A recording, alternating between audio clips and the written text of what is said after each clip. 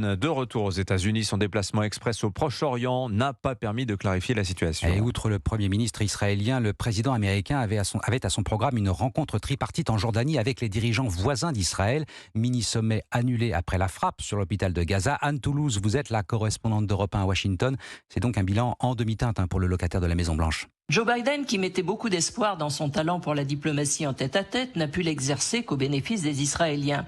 Il est reparti sans avoir pu rencontrer les dirigeants des pays voisins dans une région en ébullition après la tragédie de Gaza. Il s'est appuyé sur l'estimation des services de renseignement américains pour affirmer « Il semble que les responsables de l'explosion sont dans l'autre camp, c'est-à-dire du côté palestinien ». Il a achevé sa courte visite sur la promesse qu'Israël allait autoriser l'acheminement d'aide humanitaire à Gaza dans des conditions qui restait à déterminer.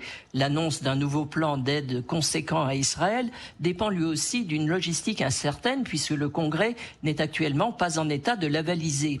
Les chaînes d'information américaines se partagent entre le chaos international et celui qui règne à domicile où la majorité républicaine à la Chambre essaie vainement de se doter d'un chef de file sans lequel aucune loi ne peut être votée. Pour compléter l'impression de désordre, un groupe de manifestants juifs pacifistes a choisi mercredi après-midi de manifester dans la rotonde du Capitole pour réclamer un cessez-le-feu au Proche-Orient. Anne Toulouse, correspondante d'Europe 1 aux États-Unis, et l'aide humanitaire, elle est débloquée.